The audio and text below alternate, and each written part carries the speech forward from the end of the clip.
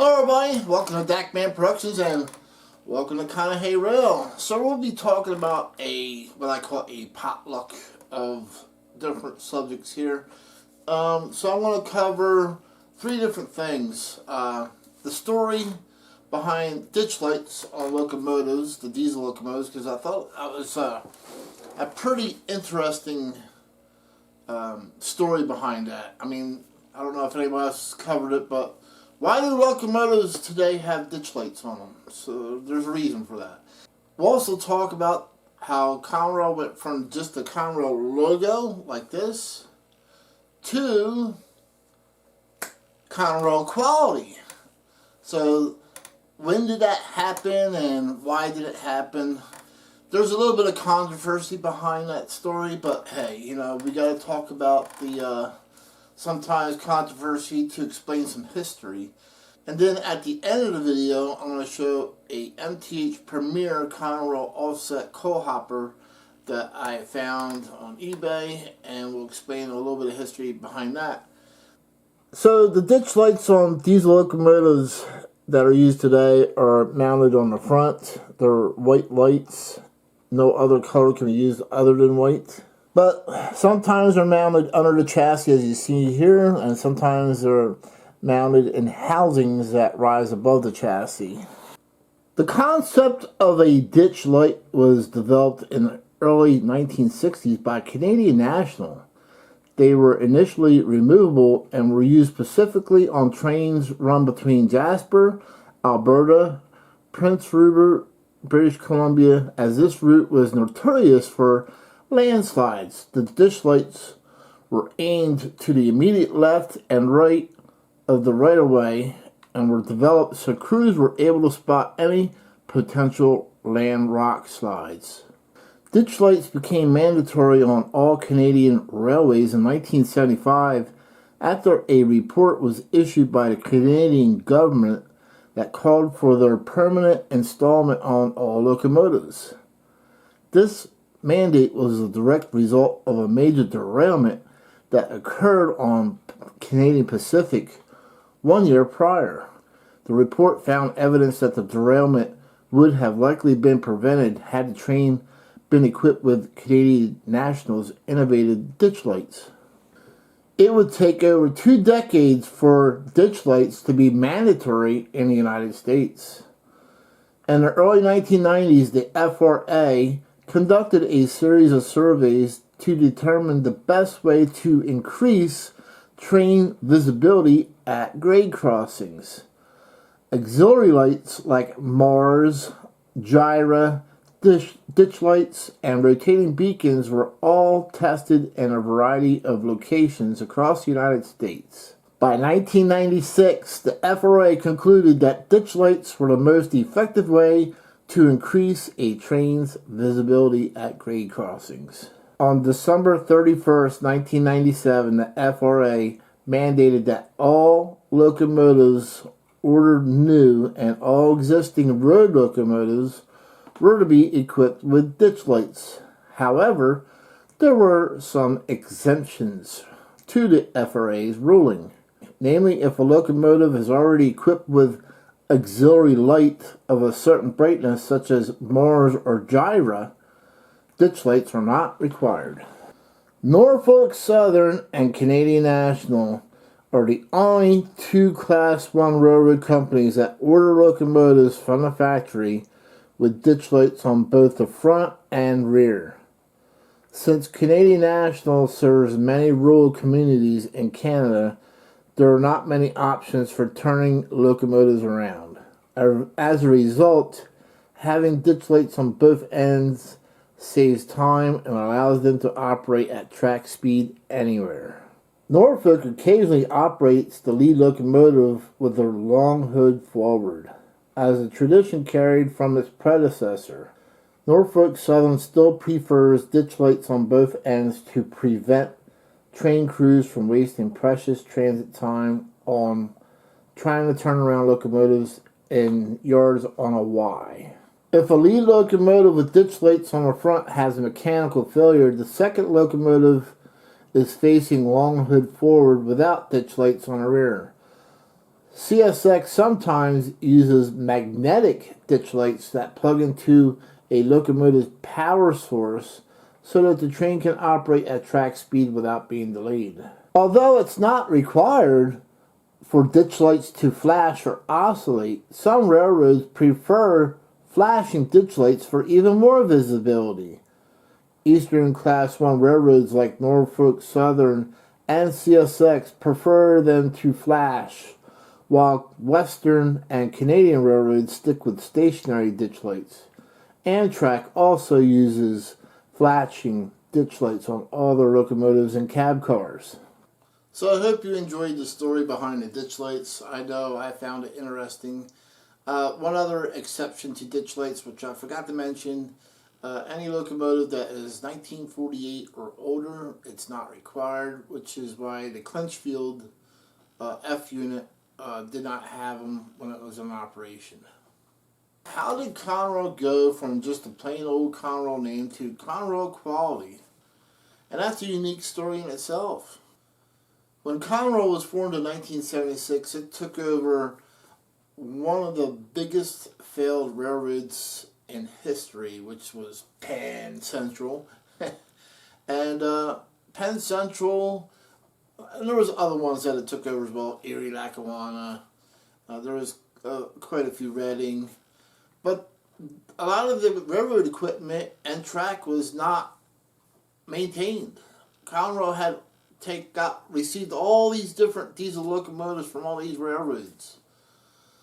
But even though they had all these locomotives, a major percentage of them were not able to run or, be used due to safety or due to maintenance. Something was wrong, and then even the track had to be all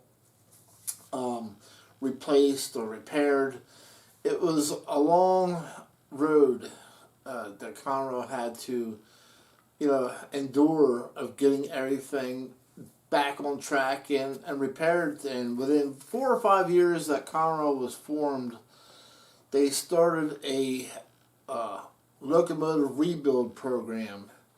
They had no choice because it was going to be too costly to replace locomotives, and so they wanted to make sure that there was enough funds to make a profit and try to make a profit, and also get locomotives back up and running.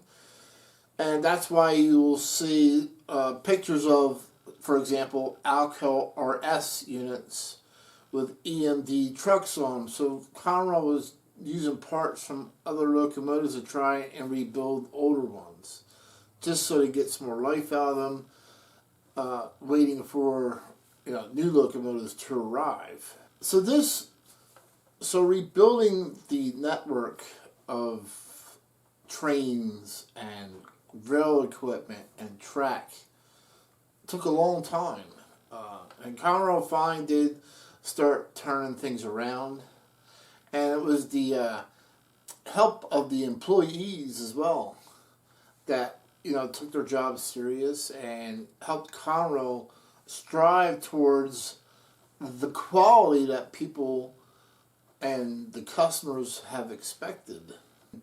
So there was a new program in the early 90s that was implemented, and this is the controversial subject that I was talking about. So there was something going around in the early 1990s in the businesses called total quality management.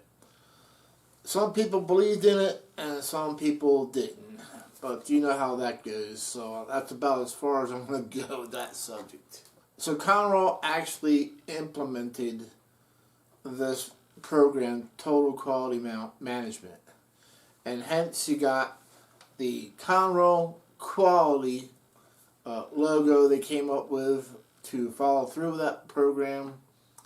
The diehard railroad workers of Conrail, made sure that they kept things to the rules and made sure that things were done correctly to keep that quality name for the customers.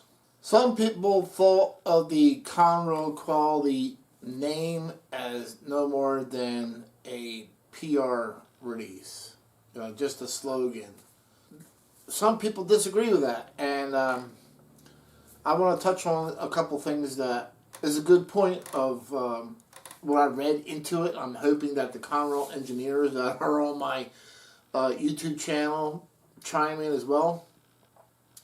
But I think the Conrail Quality program actually implemented some very important things, and I'm going to touch on a couple of them. So, for example, the railroads were actually taking auto racks and kicking them in hump yards, and this was causing damage to the vehicles in these cars. Well, Conrail pulled those auto racks, and they were the first ones to implement no more than under 5 mile an hour coupling speeds on any auto rack.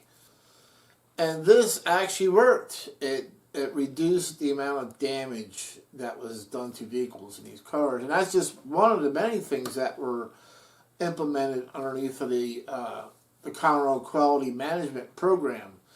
Another one was Conrail was also the very first railroad to experiment with GPS on mechanical refrigerated cars.